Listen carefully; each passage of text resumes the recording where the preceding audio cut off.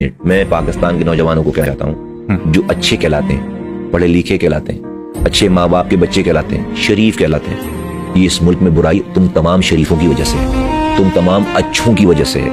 تم اچھے ہو کر، شریف ہو کر تم کہتے نہیں سیاست جو ہے وہ بہت برا کام ہے، برے لوگ ہیں، تو اس میں پھر برے لوگوں نے ہونا ہے نا، پھر پانی دینا ہے تمہیں کسی سیاستدان نے، سیوریج کا نظام ٹھیک کرنا کسی سیاستدان نے، ایف آئی آر تمہاری کٹوانی کسی سیاستدان نے، لائٹ تمہیں کسی سیاستدان نے دینا، بجلی گیس تمہیں سیاستدان نے، نوکری سیاستدان نے دینی، روڈ اس نے بنانی، ٹرانسپورٹ اس نے دینا ہے، ملک کا نظام اس نے دینا، اور وہاں تم کہتے ہو کہ میں تو اچھا ہوں، میں تو یہاں نہیں جا سکتا، تو کسی برے نے وہاں پر ہونا ہے۔ یاد رکھیں اس بات کو میری، دیکھیں اگین پھر وہ بات آ جاتی ہے، وہ لائن نہیں کہ میں اپنی پھر آپ یہ نہ کہیں کہ آپ سیاست میں دین کو کیوں استعمال، میں اپنی جو اسپرٹ لیتا ہوں اپنے لیے، میں جو سمجھتا ہوں، جس سے مجھے طاقت ملتی ہے، میں جب یہ دیکھتا ہوں کہ اللہ تعالیٰ قرآن میں فرما رہے ہیں، بتا رہے ہیں کہ بنی اسرائیل کے زمانے میں فرعون کو نجومیوں نے بتایا کہ بنی اسرائیل میں، مفہوم عرض کر رہا ہوں، قرآن ہے یہ، بنی اسرائیل میں بچہ پیدا ہوگا جو تیری سلطنت ختم کرے گا۔ نجومیوں نے فرعون کو یہ بتایا، تو فرعون نے حکم دیا کہ بھائی جو بنی اسرائیل میں جو لڑکا پیدا ہو اس کو ذبح کر دو، مار دو، اور جو لڑکیوں کو زندہ چھوڑ دو۔ صرف جو بچہ پیدا ہوتا تھا بنی اسرائیل میں، لڑکیاں ہوتی تھی، بچیاں پیدا ہوتی تھی تو چھوڑ دیتے تھے، لڑکے پیدا ہوتے تھے تو چھین کر ماں کی گوشت چھین کر اس کو ذبح کر دیتے تھے۔ میں سوچتا ہوں کہ جب فرعون کے لوگ بنی اسرائیل کے پہلے بچے کو ذبح کر رہے تھے تو اللہ نے فرعون کو مارا کیوں نہیں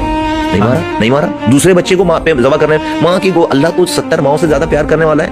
وہ تو دیکھ رہا ہے کہ ماؤں کی گودوں سے بچوں کو چھین کر اس کو ذبح کر رہا ہے، اللہ مار نہیں رہا۔ میں نے علم والے لوگوں سے پوچھا کہ کتنے بندے مارے فرعون نے، کتنے بچے ذبح کیے، تو بتاتے ہیں ہزاروں کی تعداد میں ذبح کیے، ہزاروں کی تعداد میں فرعون نے بچے ماں کی گود سے چھین کر ذبح کر دیے۔ اللہ نے فرعون نہیں مارا، کیوں؟ کیونکہ پورا بنی اسرائیل اپنے سامنے اپنے بچوں کو ذبح ہوتا دیکھ رہا تھا، اور مدد آنے کی کچھ پری کنڈیشنز ہیں۔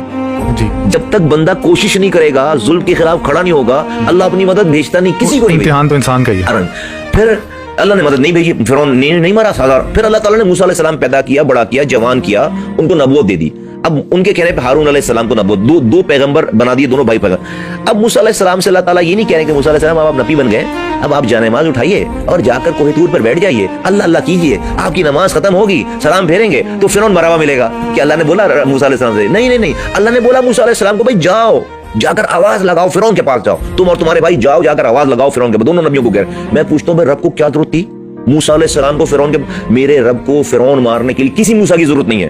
اللہ تعالیٰ مجھے اور آپ کو اور رہتی دنیا تک آنے والے انسانوں کو یہ بتانا چاہ رہا ہے، اور اس واقعے کو محفوظ کر کے حضور کے ذریعے صلی اللہ علیہ وسلم کے ذریعے ہم تک یہ بات پہنچائی، یہ بتانا چاہ رہا ہے کہ دیکھو میں نے موسیٰ جیسے پیغمبر کی مدد بھی بغیر کوشش کروائے نہیں کی ہے، پہلے کوشش کروائی اس سے جا کر۔ وہ فرعون جو کہ ظالم تھا، جو کہ مارتا تھا، بندوں کو مارتا تھا، دشمن تھا، اس کے سامنے جا کر کھڑے ہو کر کلمہ حق کہا ہے، پہلے گئے موسیٰ علیہ السلام گئے، اور اللہ نے قرآن میں یہ بھی بتایا کہ کیسے بات کرنا، ان کا آرام سے بات کرنا، مفہوم عرض کر رہا ہوں کہ شاید اسے سمجھ میں آ جائے، اللہ کو تو پتہ تھا نہیں سمجھے گا، لیکن اللہ نے طریقہ کار بھی بتایا، گئے بھائی جا کر آواز لگائی۔